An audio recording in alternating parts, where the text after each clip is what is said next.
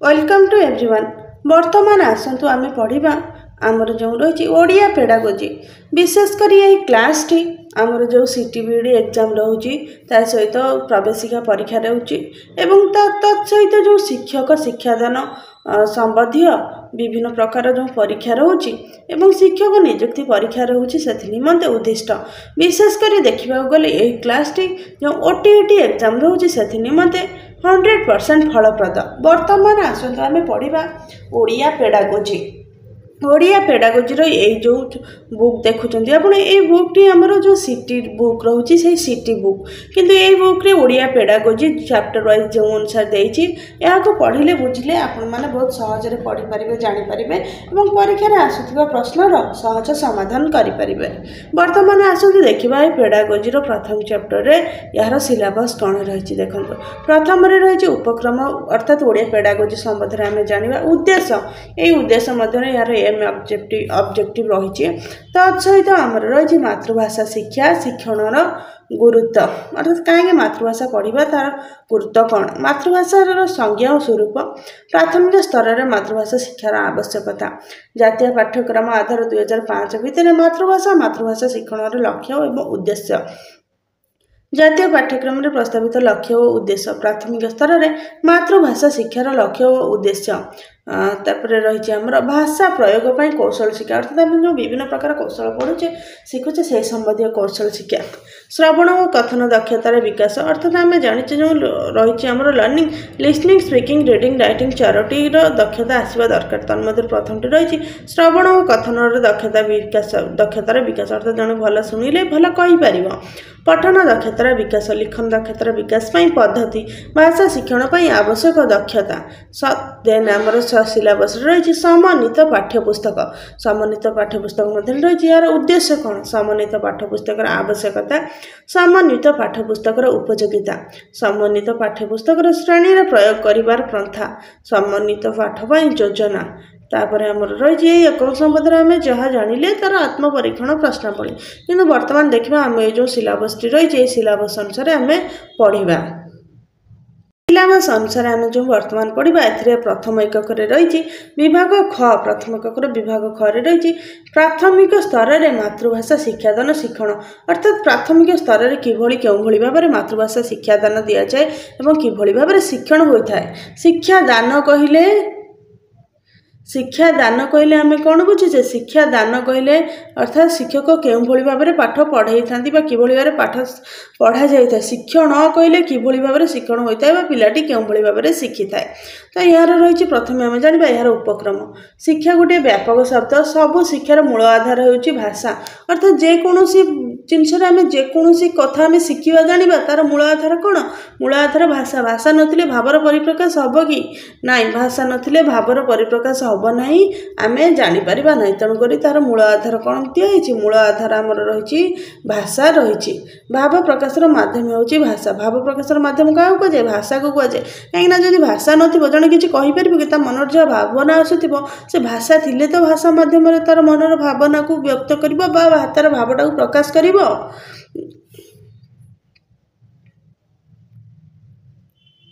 मनीष निजर मनर भाव को श्रृंखलित उपाय प्रकाश करी अन्य पाखरे पहुँचाई न पारिले निजर शिक्षा संपूर्ण होना बोली धरवा को हेब भावर आदान प्रदान पर लिखित और मौखिक भाषा निहाती आवश्यक मनुष्य कौन करे ना निजर मनर भाव को संपूर्ण भाव में श्रृंखलित उपाय से क्यों ना श्रृंखलित उपाय प्रकाश करी अन्य जन पाखे पहुँचाई न पार तेज ताले कौन तार शिक्षाटा संपूर्ण होली धराजीव ना तो से कौन करता ना से निमंते भाषा क्यों भाव दरकार ना लिखित मौखिक मौखिक कहले कहवा लिखित कहले लेखिबा कहले आपण भाषा को जड़े सीधा सड़क शुणव शब्द को शुणव लेखिले ता लिपि हो रवर्ती अन्य जड़े जहाँ पढ़ी जापर तेणु पिलाटी बेलू भाषा दक्षतार विकास नितांत अपरिहार्य तेणुक एनिमते आमर भाषार दक्षता आवश्यकता रही पिलाटीर भाषा शिक्षा तार परिवेश व परिवार आरंभ होता है पिलार भाषा शिक्षा क्यों आरंभ होता है ना तार परिवेश और परिवार कहीं पिलाटे परिवार जो जन्म होता है प्रथम परिवार देखी था तेणुक परिवार जो भाषा कहते जो शब्द कहते से अनुसार ही पिलाटी तो शिक्षा लाभ करें ना मात्र विद्यालय यार समृद्धि और परिमार्जन होता है। तो पिलाटी घर परिवार में विभिन्न प्रकार शब्द कथा कहवा शिखी था कि विद्यालय कौन होता है ना विद्यालय यार समृद्धि अर्थात अधिक उन्नत होता है परिमार्जन अर्थात जोड़ा से भूल कहता है तार से भूलटा को कौन कर दि जाए तार से भूलटा को सुधारी दि जाए परिमार्जित कर दि जाए तार भूलटा को ठीक भाव में परिमार्जन कराए। विद्यालय शिक्षार आरंभ समय तथा प्राथमिक शिक्षा व्यवस्था भाषा शिक्षण उपर यथेष्ट गुरुत्व दि जाए। तो बर्तमान आम जान कहीं भाषा शिक्षण उपर गुरुत्व दि जाए कहीं पिलाटी जो परिवार प्रथम भाषा शिखी था भाव प्रकाश करते से तार भूल टिक थाए तो से तार कौन कर ना तार सुधार आने समृद्धि और परिमार्जन से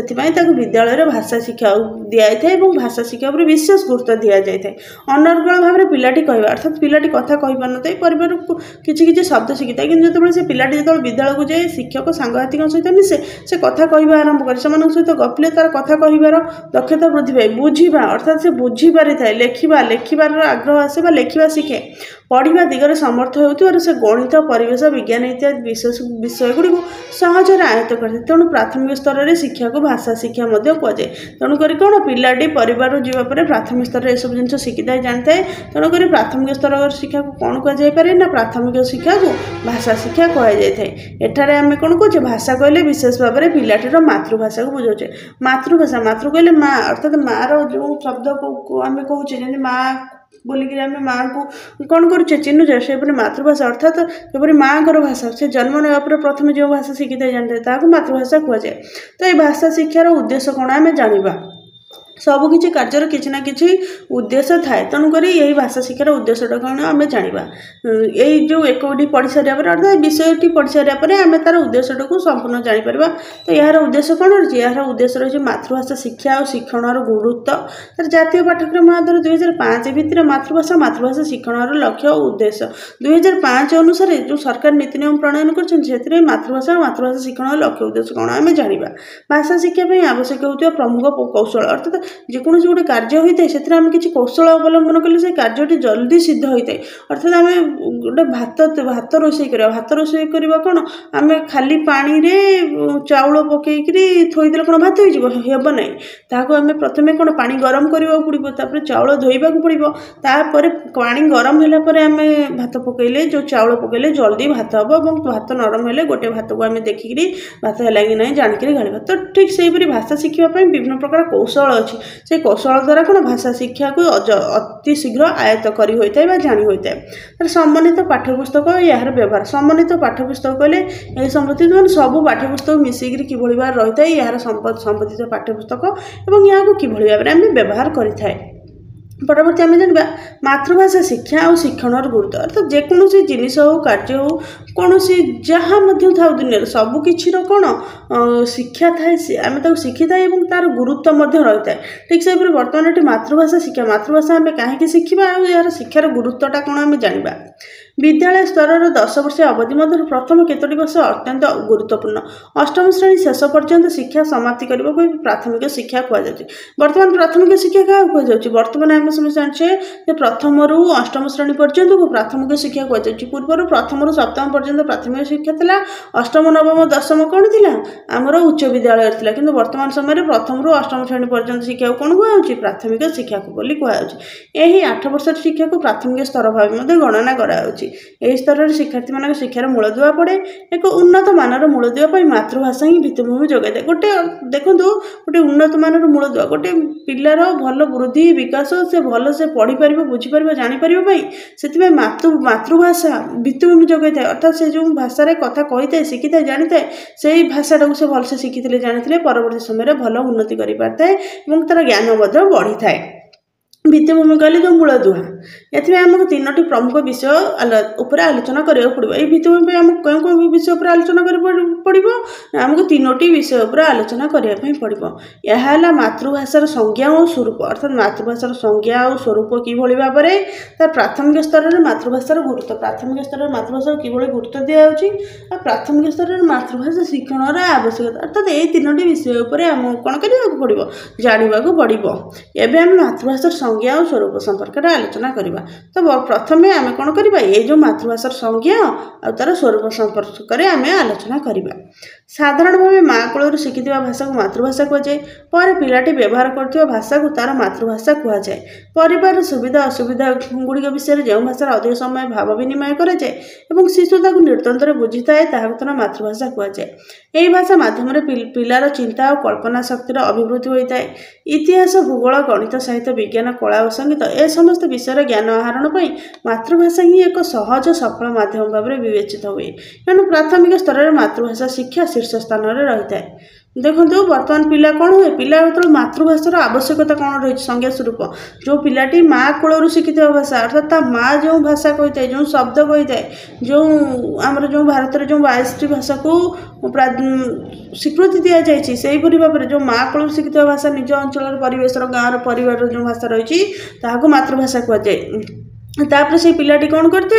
व्यवहार करते भाषा को पर से पिलाटी जो भाषाटी व्यवहार करे से भाषा कौन करते मातृभाषा अर्थात माँ ठारू शिखि थाए। तापर से पिलाटी कौन करे ना परिवार सुविधा असुविधा भल मंद कथबार्ता खाइब पीब चलो तार किसी दरकार है देह मुंड खराब है किसी अली अजट कला सब कौन कौन भाषा मध्यम कही थाए से मातृभाषा मध्यम कही थाए। धीरे धीरे परिवार रू से भाषाटी शिखि थाए बुझी थाए तो से भाषा मध्यम से भाव विनिमय करता तो तेणुकर से भाषा को तार मातृभाषा कहुए। यही भाषा यही भाषा माध्यम कौन पिलार चिंता और कल्पना कर शक्ति बढ़े अर्थात यही जो भाषाटी शिखि जाए से शब्द अर्थ जानी जाए धीरे धीरे तो से भाषा माध्यम से कौन करते ना तार चिंता और कल्पना कर शक्ति बढ़ी थाए जहाँद्वारा कौन हुए ना इतिहास भूगोल गणित साहित्य विज्ञान कला संगीत ये सब विषय ज्ञान आहरण अर्थात यही सब विषय जानापी से कौन करता है पिलाटी ना मातृभाषार सहायता नहीं था मातृभाषा पढ़िक सहज और सफल भाव में कौन जापार है बुझी पार है। तेणुक कहुई प्राथमिक स्तर में मातृभाषा शिक्षा शीर्ष स्थान में रही है। तेणुक प्राथमिक स्तर में मातृभाषाटा सबुठार उच्च अच्छी उच्च स्थान दि जाइए। वर्तमान माध्यमिक विश्वविद्यालय स्तर में शिक्षार माध्यम रूपे मातृभाषा को गुरुत्व दिया तेणु मातृभाषा शिक्षा को जब गुरुत्व दिया जाए तेज आम शिक्षार उपयुक्त विकास संभव हो ना। मातृभाषा दक्षता व्यक्ति ज्ञान राज्य विचरण करने सहज साध्य हुए। तेणुक प्राथमिक स्तर में गुरुत्व दिया वर्तमान स्तर में कौन कर माध्यमिक विश्वविद्यालय स्तर में मातृभाषा को गुरुत्व दिया तेणुक मातृभाषा को जब गुरुत्व न जीव तेज आम कौन शिक्षा विकास हो पार कि ना कहीं पिलाटी तार माँ कोलू जो भाषा शिखला से अगाध ज्ञान अर्जन करने दरकार कथा कहवा लिखा पढ़ा भाव विनिमय कर दरकार। तेणुक मातृभाषा शिक्षा प्रति यथेष्ट गुरुत्व और ध्यान दि जाऊँगी। बर्तमान आमर स्वभाव कवि गंगाधर मेहर कहते मातृभूमि मातृभाषा ममता जाहृदे जन्मी ना ताकू जदि ज्ञानी गणरे गणवा अज्ञान रे कहीं तो मातृभाषार जो गुरुत्व रही तार जो आवश्यकता रही अनुभव करी आमर गंगाधर मेहर ये उक्ति कहते। गंगाधर मेहर को आम स्वभाव कविर आख्या दि जाइए। अनेक साहित्यिक मत प्रकाश करते आम आम निजर आवेग और अनुभूति मातृभाषा माध्यम जपरी प्रकाश करूँ अन्य कौन भाषा माध्यम ताहा संभव हो नहीं पारे। तेणु मातृभाषार स्थान शिक्षा क्षेत्र में सर्वप्रथम एटा सत्य कथा। आम निज मातृभाषा आम जो भाषा कथबार्ता करता परिवार घर प्रथम जो भाषाटी शिखि था से भाषा आमर आवेग आमर जो कौन अनुभूति ताकू जो भाव में प्रकाश करें अलग भाषा प्रकाश करें कि ना केवे नुहे। तेणुक मातृभाषार शिक्षा क्षेत्र में सबुठू कौन अधिक गुरुत्व रही है। देखो गोटे दुर्घटनाटी घटला गोटे दुर्घटनाटा को आम कह एमती जाऊँगी सेमती जाऊँगी एमती पड़गली ये से खंडिया होगा माड़ होगा एमती आम कहीपर कि अलग गोटे भाषा एत शब्दर ज्ञान भंडार ना आम पाखे थी ना आम एत शब्द शिखि ना अर्थ जानी आते फ्लुएंटली कहीपर कि ना कहीपर ना। तेणुक मातृभाषा माध्यम आमर कौन आवेग अनुभूति सबुठारु अधिक भल भाव में प्रकाश पाई थाए आम कहीपारि थाए। मातृभाषा संपर्क में विख्यात लेखक रायबर्न कहते मातृभाषा एकाधार भाव प्रकाशर माध्यम ज्ञान आनंद आहरण एक उत्स रुचि आवेगभूतिर नियामक अर्थात मातृभाषा कौन भाव प्रकाशर माध्यम रायबर्न कहते अर्थात आम ताद भाव प्रकाश कर ज्ञान और आनंद आहरण उत्स अर्थात मातृभाषा माध्यम आम कौन गप पढ़ी था विभिन्न कथा कही था निजर भावना को अभिव्यक्ति कर ये सब कौन ज्ञान आनंद आहरण गोटे उत्स रुचि और आवेगानुभूतिर नियामक आमर जो रुचि थाए आवेग थाए अनुभूति थाए तो तार नियामक बा मातृभाषा माध्यम प्रकाश करिथाउ मनुष्यर सर्वोत्तम शक्ति सृजनशीलतार विकास यही मातृभाषा माध्यम ही संभवपर सृजनशीलतार अर्थ होची सर्जन रु आसी सर्जन माने सृष्टि तो मनुष्यर सर्वोत्तम शक्ति मनुष्यर सबुठ बड़ शक्ति कौन मनुष्यर सबुठ बड़ शक्ति होची सृजनशीलता अर्थात सृष्टि करिवार शक्ति तो यही मातृभाषा माध्यम मनुष्य किसी गोटे नुआ तैयारी करबा गले किसी नुआ कहबा गले सृष्टि करबा गले कहा माध्यम प्रकाश करथाय ना मनुष्य यही मातृभाषा माध्यम ही प्रकाश करिथाय से दृष्टि यह आमको विश्व स्रष्टांकर निकटवर्ती कराई थाए तो यही दृष्टि कौन आम जेहेतु विश्व स्रष्टा कौन सृष्टि करछंदी तो आम से भाव में जो नुआ सृष्टि करे मातृभाषा माध्यम तो से दृष्टि देखा कौन आम स्रष्टांकर निकटवर्ती होता नुआ किसी सृष्टि करिथा शिशु मातृभाषा को माँ परी प्राण भरी भल पाए अर्थात जो गोटे छोट छुआटा ता माँ को जमी भल पाए ता निज अजाणत तार मातृभाषा से कथा कही था निजर भाव व्यक्त करता है मामा मामा पापा पापा खाई बुली खेली गिगी एमती भाषा शब्द से कही था अजाणत मातृभाषा को से भल पाई था से निज परिवार ग्राम देश परिवार तथा देशर गौरव ऐतिह्य शिक्षा संस्कृति और सभ्यतार प्रगतिशील विकास निमित्त मातृभाषा माध्यम ही समस्त सामर्थ्य संग्रह करता है से कौन करता है निजर परिवार संपर्क गाँ देश परिवार देश गौरव तापर जो ऐतिह्य तार शिक्षा संस्कृति जेकोसी जिनस अच्छी से सब माध्यम से सब को से क्या माध्यम तार जो इतिहास तार जो सभ्यता रही जो इतिहास के तथ्य रही क्या माध्यम से संग्रह करता है ना तार निजर मातृभाषा माध्यम जन किसी पचारि थाए मातृभाषा पढ़िले ज्ञान अर्जन करता मातृभाषा किसी लेखि थाए अभिव्यक्ति करता है तेणुक सब से निजर मातृभाषा माध्यम सामर्थ्य संग्रह करता है आज शिशु कालीर नागरिक वर्तमान जो शिशु अच्छा से निश्चित कालीर नागरिक हे से कोमलमती शिशु मैंने ही हे भविष्यर कर्णधार जो छोट छुआ मैंने अच्छा से भविष्य कर्णधार अर्थात मंग धरवे ना ना भविष्य नागरिक हे ना ना तेणुक मातृभाषा उपर गुरुत्व दि जाऊँगी ही देशर जातिर तथा समग्र पृथ्वीर सबू स्वप्नर रूपायन निर्भर करता है तो से छोट छुआ मानक नहीं कौन आगामी काल आम देश जाति सबकि स्वप्न निर्भर कर सृजनशील होती केते कर्मठ होते शिक्षा लाभ कर शिक्षित होती तो से निर्भर कर आम देशर शांति मुक्ति प्रगतिर मशाल तो से छोट छुआ मैंने देशर शांति आनीपारे मुक्तिर गाथा गाई पारे प्रगतिर मशाल अर्थात प्रगति बढ़ी चली पारे देश में कि से शिशु मैंने अशिक्षित हो से मातृभाषा दक्षता रही से शिक्षा ग्रहण करेंगे ना तेज से शिशु मैंने कौन ठीक बाटे जीवे ना गोटे देश को उन्नति पथर नहीं पारे ना तेणुक शिशु मान कहुई शिशु मैंने होती देशर शांति मुक्ति प्रगतिर मशाल तेणु मातृभाषार उपयुक्त शिक्षा द्वारा निश्चित भाव यह गुणर सफल रूपायन शिशुठार संगठित कर कहीं देखो मातृभाषार उपयुक्त शिक्षा द्वारा कहीं मातृभाषा जो पिला शिक्षा न पाइब ठीक से शिखि न पार जानी न पार से कि भाव में ज्ञान आहरण कर भल मंद कि जान न्याय अन्याय कि जान देश विदेश कि जान जापर ना तेणुक से पिलाटी कौन तार भविष्य जीवन संपूर्ण नष्ट हो तेणुक कहुई गोटे छोट छुआर शिक्षा विशेषकर मातृभाषा पर निर्भर करुच्ची छुआटी को मातृभाषा तार जिते दृढ़ता रही सेते शिखब जान से उन्नत हम आ पिलाटीर उन्नति हेले मातृभाषार दृढ़ता आसिले देश जातिर उन्नति हेब तो वर्तमान जाना प्राथमिक स्तर में मातृभाषा शिक्षार आवश्यकता अच्छा ये जो मातृभाषा शिक्षा रही है माध्यमिक उच्च माध्यमिक स्तर में तो शिखुचे कि बर्तमान प्राथमिक स्तर में कहीं आवश्यकता रही आम आलोचना कर शिशुटी छोट होता है तेणुक नुआ शिखा आरंभ करते नुआ जानवा आरंभ करते तेणुक से तार शिक्षा ग्रहण मातृभाषा सृष्टि होता है बर्तमान आम जाना कहीं तार प्राथमिक स्तर में मातृभाषा शिक्षार आवश्यकता रही प्राथमिक स्तर में मातृभाषार आवश्यकता अधिक रही आम समस्ते उपलब्धि करे शिशुटी जन्मग्रहण पर परिवेश सहित क्रिया प्रतिक्रिया आरंभ करता है ये क्रिया प्रतिक्रिया फल से भाषा शिखबार सामर्थ्य हासिल करता है विशेषतः अनुकरण माध्यम छुआटे जो जन्म हुए से कौन परिवेश सहित क्रिया प्रतिक्रिया गोटे कार्य कर देखुव शिखुव ये आरंभ करता है क्रिया प्रतिक्रिया फल अर्थात माँ तो किसी शब्द कहले कथा कहले परिवार कई शब्द कहले कथा कहले सी भी शब्द कथा कहवाक चाहिए ना तेणुक कौन करता है ना से क्रिया प्रतिक्रिया फल से भाषा शिखबार सामर्थ्य हासिल करता है विशेषतः अनुकरण माध्यम अनुकरण अर्थात जड़े जो भाव में करुच्ची देखिए से कार्य कर अर्थात माँ जो रोषे कर छुआटी देखिक धीरे धीरे कौन करते हैं से रोषे करने सढ़े आणिक खेलता है माँ गोटे कथा कहले सी से कथाटी कही था वयस्क मान कथबार्ता को अनुध्यान कर भाषा शिखी थाए अर्थात जो वयस्क मैंने बयस जो मैंने सब बड़ था से किभली भाव में कथा कहते कौ क्षेत्र में कौ शब्द उपयोग कर माने क्यों भली भाव में भाव प्रकाश कर सब से कौन करे अनुधान अनुधान कहले कौन ताऊ देखिकी चाहिकी माने निरीक्षण करी से जिनटी कौन शिक्षा करता है अर्थात भाषा यही भाव में से शिखी थाए केतेबेले अनेक नूतन ध्वनि शब्द निजे निजे आविष्कार करते अर्थात से पिलाटी कौन करते शिखी थाए परिवार परिवेश किंतु बेले बेले कौन करते किसी नुआ नुआ ध्वनि अर्थात से पाटरू किसी शब्द बाहर कर दे थाए किसी गोटे शब्द एमती कहीदे थाए कि जो शब्दटी माने आम शब्द भंडार में शुणी ना से किसी नुआ कहीदे थाए प्राथमिक स्तर प्रथम पाहाचर योगदान कला बेलू भाषार दुईटी दक्षता श्रवण और कथन उपर शिशुर किसी धारणा आसी जाए अर्थात प्राथमिक स्तर प्रथम पाहाच जो पिलाटी प्राथमिक स्तर को आसता है टी कथा कह आरंभ करता है से कौन होता है माने प्रथम को आम पढ़ाए बर्तमान शिशु बाटिका हो गलानी से पिलाटीर कौन श्रवण और कथन अर्थात गोटे कथाटी से शुणव आ कथाटी कह से सब से पिलाटीर कौन किसी गोटे धारणा आसी जाए किसी गोटे से जानी जाए माने ये कथाटी मुझे शुणिली से यही कथाटी कहवाक पड़ो अर्थात माँ पचारे तुम्हें खाइछ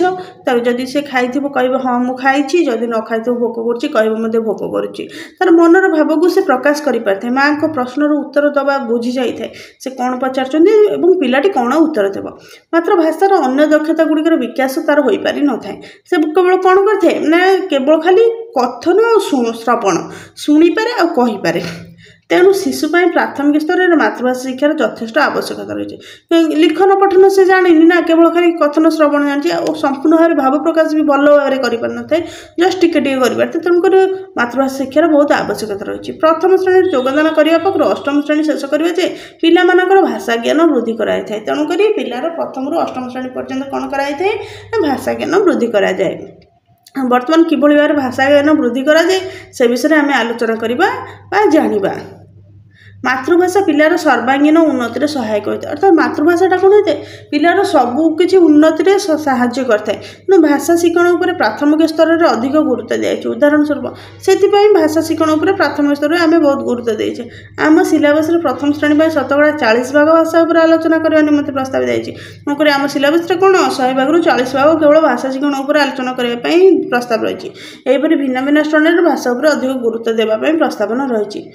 तो ये भाषा शिक्षा कौन पिला किभली भाव में जान किभली भाव में उन्नति कर जाना बर्तमान पिलार सबलता दुर्बलता को जाना दिगरे मातृभाषा सहायता करता है अर्थात पिलाटी गोटे शब्द कहूँ गोटे कथा कहूँ तार सबलता दुर्बलता अर्थात से कौन भूल ठीक कौटा से कौ जिनटा को भूल भावुची ठीक भावुची तार तो कौ जिन से आग को जाऊँगी कौ कार्यटी से भल भाव में कर अर्थात गोटे छुआटा को दिहला कौन से ग्लास धरिकी पानी पीब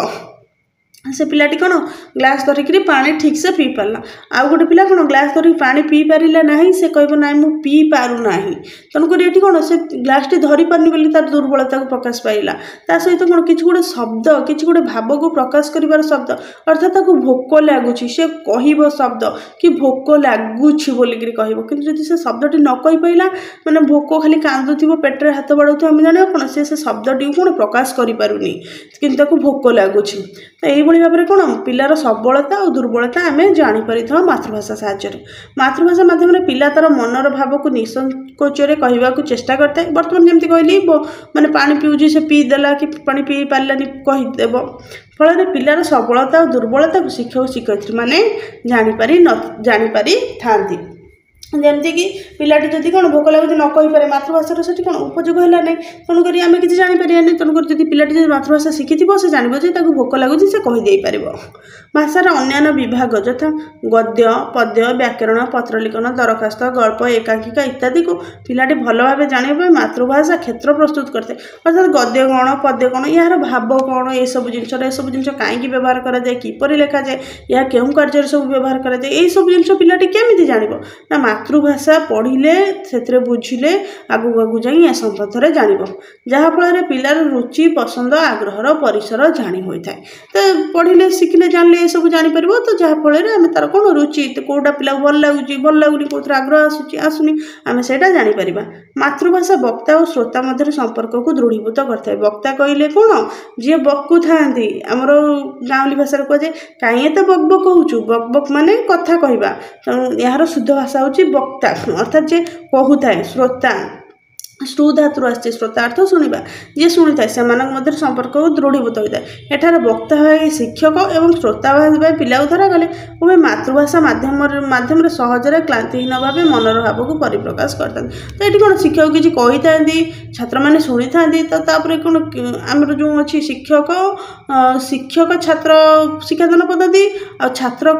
କହିବ ମାନେ କ'ଣ ଶିକ୍ଷକ ତା କଥାକୁ ମଧ୍ୟ ଶୁଣିକିରି ତା ପ୍ରଶ୍ନର ଉତ୍ତର ଦେବେ, ଏଇଭଳି ପଦ୍ଧତି ଆମର ରହିଛି, ଆପଣମାନେ ଜାଣିଛନ୍ତି। ତ ଏଇ ବକ୍ତା ଶ୍ରୋତା ପରୀକ୍ଷା କ'ଣ ମାତୃଭାଷା ମାଧ୍ୟମରେ ସମ୍ପର୍କଟା ଦୃଢ଼ୀଭୂତ ହୋଇଥାଏ। ତ ଶିକ୍ଷକ କହିଥାନ୍ତି, ପିଲା ବୁଝିଥାଏ ଶୁଣିଥାଏ, ପିଲା ମଧ୍ୟ କିଛି କହିଥାଏ, ଶିକ୍ଷକ ତାର କଥାଟାକୁ ତାର ଭାବଟାକୁ ବୁଝିଥାନ୍ତି। କ୍ଲାନ୍ତିହୀନ ଭାବେ ମନର ଭାବକୁ ପରିପ୍ରକାଶ କରିଥାନ୍ତି ସହଜରେ, ଅର୍ଥାତ୍ ସହଜରେ କହିଦେଲେ, କାହିଁକିନା ଛୁଆକୁ ଭୋକ କରୁଛି, ଯଦି ଭାଷା ନ ଜାଣିଥିବ ସେ କହିପାରିବ କି? ଆଉ କ୍ଲାନ୍ତି ମାନେ କଷ୍ଟ, ତାକୁ କିଛି କଷ୍ଟ ହେବନି, ଭାଷା ଜାଣିଥିଲେ ସହଜରେ କହିଦେବ। ଶିକ୍ଷକ ମଧ୍ୟ ସେହିପରି ସହଜରେ ମାତୃଭାଷା ମାଧ୍ୟମରେ କହିଲେ ପିଲା ବୁଝିପାରିବ। ତେଣୁ ପରସ୍ପର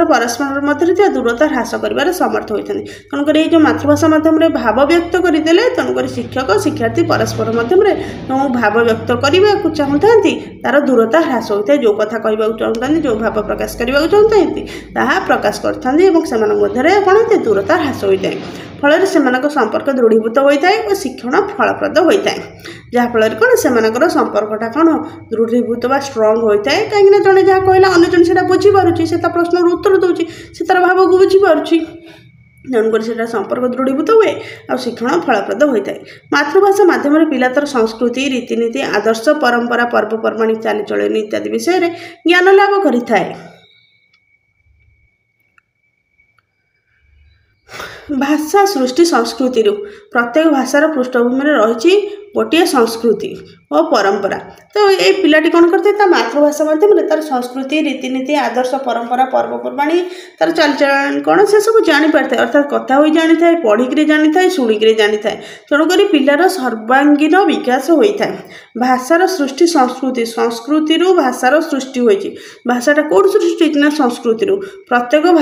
ଭାଷାର ପୃଷ୍ଠଭୂମିରେ ରହିଛି ଗୋଟିଏ ସଂସ୍କୃତି ଓ ପରମ୍ପରା। ତ ଯେକୌଣସି ଭାଷା ଅଛି ତାର ପୃଷ୍ଠଭୂମିରେ ବା ତାର ଯେଉଁ ତଳେ ଗୋଟିଏ ସଂସ୍କୃତି ଆଉ ପରମ୍ପରା ରହିଛି। ବର୍ତ୍ତମାନ ଜାଣିବା ସେ ସଂସ୍କୃତି ପରମ୍ପରା କ'ଣ। ତେଣୁକରି ବର୍ତ୍ତମାନ ଆମେ ଜାଣିଲେ ଯେ ପିଲାର ଯେଉଁ ଶିକ୍ଷଣ ହୋଇଥାଏ, ଶିକ୍ଷଣ ନିମନ୍ତେ ଭାଷାର ଅତ୍ୟନ୍ତ ଆବଶ୍ୟକତା ରହିଛି। ପ୍ରାଥମିକ ସ୍ତରରେ ପିଲାର ଭାଷା ଶିକ୍ଷା ଅତ୍ୟନ୍ତ ଉନ୍ନତ ହେବା ଆବଶ୍ୟକ, ଯାହାଦ୍ୱାରା କି ପିଲାର କ'ଣ ଜୀବନ ଶୃଙ୍ଖଳିତ, ସୁସଂଗଠିତ ଏବଂ ପିଲାର ଭାବ ପ୍ରକାଶ କରିବାର ମାଧ୍ୟମ ଦେଶର ଉନ୍ନତି ମଧ୍ୟ ସାଧିତ ହୋଇପାରିବ। ତେଣୁକରି ମାତୃଭାଷା ପ୍ରାଥମିକ ସ୍ତରରେ ତା ନିଜ ଚାରିପଟେ ଥିବା ସମାଜ, ସଂସ୍କୃତି, ପରମ୍ପରା ଇତ୍ୟାଦିକୁ ବୁଝିବାରେ ଯଥେଷ୍ଟ ସାହାଯ୍ୟ କରିଥାଏ। ତେଣୁକରି ମାତୃଭାଷା ପିଲାଟି ଜାଣିବା ପରେ ତାର ସମାଜ, ସଂସ୍କୃତି, ପରମ୍ପରା ସେସବୁକୁ ସେ ବୁଝିପାରିବ, ଅର୍ଥାତ୍ ପିଲାଟି ଜାଣିପାରିବ। ଆଉ ସମାଜ, ସଂସ୍କୃତି, ପରମ୍ପରା କ'ଣ, ଅର୍ଥାତ୍ ସେ କେଉଁ ପରିବେଶରେ ବାସ କରୁଛି, ତାର ସେ କିଭଳି ସମାଜରେ କେଉଁଭଳି କାହାକୁ ବ୍ୟବହାର କରିବ, କ'ଣ ପର୍ବପର୍ବାଣୀ ହେଉଛି, ତାର ପରମ୍ପରା କ'ଣ ରହିଛି, ତା ଘରେ କେଉଁ କାର୍ଯ୍ୟ ହେଉଛି, ସେ କ'ଣ ଖାଇବା ଦରକାର, କେଉଁ ଖାଦ୍ୟ ଖାଇବ, କେଉଁ ଖାଦ୍ୟ ଖାଇବନି, କେଉଁ ପର୍ବପର୍ବାଣୀରେ କେଉଁ କାର୍ଯ୍ୟ କରାଯିବ, ସେ ସବୁ ଜିନିଷ ସେ ଭାଷା ମାଧ୍ୟମରେ ଜାଣିଥାଏ। କିଭଳି ନା ଅନ୍ୟ ଜଣଙ୍କ ସହିତ କଥାବାର୍ତ୍ତା ମାଧ୍ୟମରେ ଜାଣିଥାଏ, ବହିରୁ ପଢ଼ିକିରି ଶିଖିକିରି ଜାଣିଥାଏ, କାହାଠାରୁ ଶୁଣିକିରି ମଧ୍ୟ ଜାଣିଥାଏ। ତେଣୁକରି ପ୍ରାଥମିକ ସ୍ତରରେ ମାତୃଭାଷା ହିଁ ଅନ୍ୟ ବିଷୟର ପାଠକୁ ଅର୍ଥପୂର୍ଣ୍ଣ କରିବାରେ ସାହାଯ୍ୟ କରିଥାଏ। ତେଣୁ ପିଲା ସହଜରେ ଅନ୍ୟ ପାଠ ଗୁଡ଼ିକ ଆୟତ୍ତ କରିଥାଏ। ପିଲା ବୁଝିପାରିଲେ ମାତୃଭାଷା ମାଧ୍ୟମରେ କ'ଣ ଅନ୍ୟ ଜିନିଷ ବି ବୁଝିପାରିବ, ଯେହେତୁ ଏହା ସମାଜ, ସଂସ୍କୃତି, ପରମ୍ପରା ସହିତ ଜଡ଼ିତ ରହିଛି। ଉପରେ କୁହାଯାଇଥିବା ଆବଶ୍ୟକତା ଗୁଡ଼ିକୁ ଆଲୋଚନା କଲେ ଜଣାଯାଏ ଯେ ପ୍ରାଥମିକ ସ୍ତରଟି ହେଉଛି ପିଲା ପାଇଁ ଶିକ୍ଷାର ଏକ ପ୍ରକୃଷ୍ଟ କ୍ଷେତ୍ର। ଏହି କ୍ଷେତ୍ର ପାଇଁ ମାତୃଭାଷା ହିଁ ପ୍ରଧାନ ମାଧ୍ୟମ। ଏହା ପିଲାର ଶିକ୍ଷଣକୁ ଅଧିକରୁ ଅଧିକ ବଳବତ୍ତର କରିବା ସହିତ ଶିକ୍ଷଣକୁ ସ୍ଥାୟୀ କରିବାରେ ସାହାଯ୍ୟ କରିଥାଏ। ତେଣୁକରି ଆମେ ଜାଣିଲେ ଯେ ପିଲାର କିଭଳି ଭାବରେ ଶିକ୍ଷଣ ହୋଇଥାଏ, ମାତୃଭାଷା କାହିଁକି ଆବଶ୍ୟକତା ହୋଇଥାଏ, ମାତୃଭାଷା ମାଧ୍ୟମରେ କିଭଳି ଶିକ୍ଷକ ପରିବାରରୁ ସେ ଭାଷା ଶିଖିଥାଏ, ନିଜର ଭାବ ବ୍ୟକ୍ତ କରିଥାଏ ଏବଂ ତାହାର କାହିଁକି ଆବଶ୍ୟକ ରହିଛି ଏବଂ ମାତୃଭାଷା ଦ୍ୱାରା କିଭଳି ଭାବରେ ଆମର ଦେଶର କ'ଣ ଉନ୍ନତି ସାଧିତ ହୋଇପାରିବ। ତ ବର୍ତ୍ତମାନ ଏହା ଆମେ ପଢ଼ିଲେ କ'ଣ ପିଲାର ଯେଉଁ ପ୍ରାଥମିକ ସ୍ତରରେ ମାତୃଭାଷାର କାହିଁକି ଆବଶ୍ୟକତା ରହିଛି, କ'ଣ ଆବଶ୍ୟକତା ରହିଛି ଏବଂ ତାଦ୍ୱାରା କ'ଣ ଆମର ଉନ୍ନତି ସାଧନ ହୋଇପାରିବ। ଯଦି ଆପଣମାନଙ୍କୁ ଆମ କ୍ଲାସ୍ଟି ଭଲ ଲାଗିଛି ତେବେ ତାହେଲେ ଏପରି ନୂଆ ନୂଆ କ୍ଲାସ୍ ଜାଣିବା ପାଇଁ ଆମ ଚ୍ୟାନେଲଟିକୁ ସବସ୍କ୍ରାଇବ୍ କରନ୍ତୁ। ବର୍ତ୍ତମାନ ଏହି କ୍ଲାସ୍ ପରେ ନେକ୍ସଟ କ୍ଲାସ୍ରେ ଆମେ आणिकी आसबू जातीय पाठ्यक्रम आधार 2005 भितर मातृभाषा शिक्षण लक्ष्य और उद्देश्य कौन जेहेतु भिडटी बहुत लंग हो तेणुक ये क्लास टी को आम स्टॉप करूँ नेक्स्ट क्लास रे मातृभाषा शिक्षा 2005 अनुसार मातृभाषार शिक्षण लक्ष्य उद्देश्य कौन ताहा आम जाना कहीं सरकार आमर विभिन्न पाठ्यक्रम नीति प्रणयन करथांती समय आवश्यकता एवं ता सहित परिवर्तित परिवेश को नहीं नूतन नीतिमान प्रणयन करा जायଥାଏ। तो बर्तमान आम यहाँ पढ़िले नेक्स्ट क्लास रे आम सब पढ़ा तो ये क्लास गुड़िक विशेष भाव में आमर टीचिंग एग्जाम एंट्रेंस ता सहित समस्त जो ओडिया पेडागोजी रोचे मातृभाषा शिक्षा करने निमंते कहीं तार आवश्यकता रही है संबंधित समस्त शिक्षा जानापी ये क्लास टी उपयोगी। जदि आपको क्लास टी भल लगी जदि कौन प्रश्न रही है आपण मैंने कमेंट माध्यम पचारि पारे।